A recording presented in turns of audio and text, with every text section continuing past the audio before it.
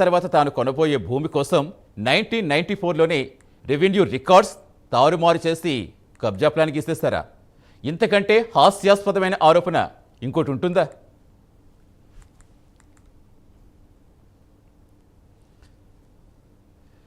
ఇక ఇప్పుడు ఈ ఈసీ డాక్యుమెంట్ చూడండి. 1994లో ఈ శ్రీనివాసరావు అనే వ్యక్తి నుంచి డి ప్రసన్న అనే మహిళ 29 ఎకరాల భూమి కొనుగోలు చేశారు. ఆ తర్వాత 2005లో ఆమె అందులో నుంచి 5 ఎకరాలు కేవి రామకృష్ణ అనే వ్యక్తికి డాక్యుమెంట్ నెంబర్ 12506/2005 ద్వారా అమ్మారు. ఇక మరుసటి ఏడాది అంటే 2006లో ఇంకో 5 ఎకరాలు టి పృథ్వీరాజ్ సింగ్ అనే వ్యక్తికి డాక్యుమెంట్ నెంబర్ 9338/2006 ద్వారా అమ్మారు.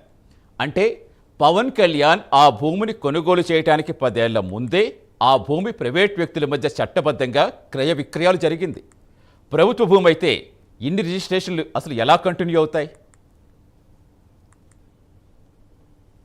ఇక ఆ తర్వాత ఏం జరిగిందంటే 2013లో ఈ భూమి యజమానులైన రామకృష్ణ, పృథ్వీరాజ్ సింగ్ ఇతర భాగస్వాములు కలిసి ఎస్కేవి కృష్ణంరాజు అనే వ్యక్తికి తమ 10 ఎకరాల భూమిపై agreement of sale cum GPA రాసిచ్చారు. దీనికి సంబంధించిన డాక్యుమెంట్ నెంబర్లు 3231/2013 అలాగే 3232/2013 చట్ట ప్రకారం ఏజీపీఏ హోల్డర్కు ఆ భూమిని ఎవరికైనా అమ్ముకునే పూర్తి హక్కు ఉంటుంది. ఇదంతా పక్కాగా రిజిస్ట్రార్ ఆఫీసులో జరిగిన చట్టబద్ధమైన ప్రక్రియ.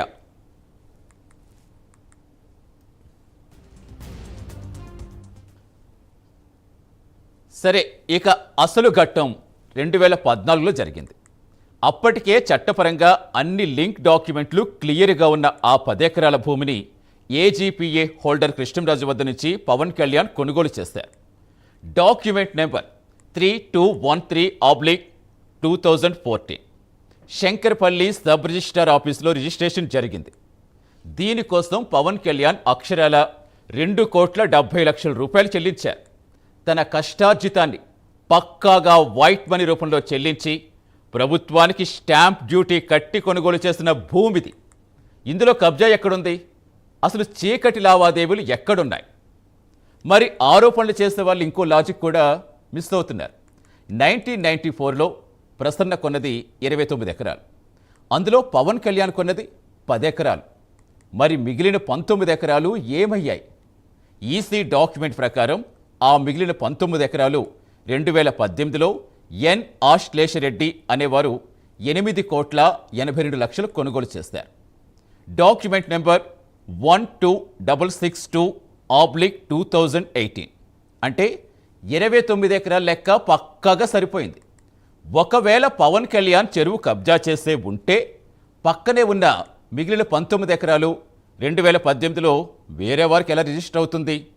దీన్ని బట్టే ఇది పక్కా ప్రైవేట్ పట్టా భూమి అనే అర్థం కావటం లేదా? సరే చూద్దాం. డాక్యుమెంట్లు అబద్ధం చెప్పవు. 1988 నుంచి 2024 వరకు ఎక్కడా బ్రేక్ లేకుండా ఒకరి చేతుల నుంచి మరొకరి చేతుల్లోకి చట్టబద్ధంగా మారిన భూమిది. పవన్ కళ్యాణ్ ఒక సామాన్యుడిలాగే డబ్బులు కట్టి కొనుక్కున్నారు. కేవలం ఆయన ఒక రాజకీయ నాయకుడు కాబట్టి ఆయన ఇమేజ్ డ్యామేజ్ చెయ్యాలి అని ఏకైక ఉద్దేశంతో ఈ కబ్జా ఆరోపణ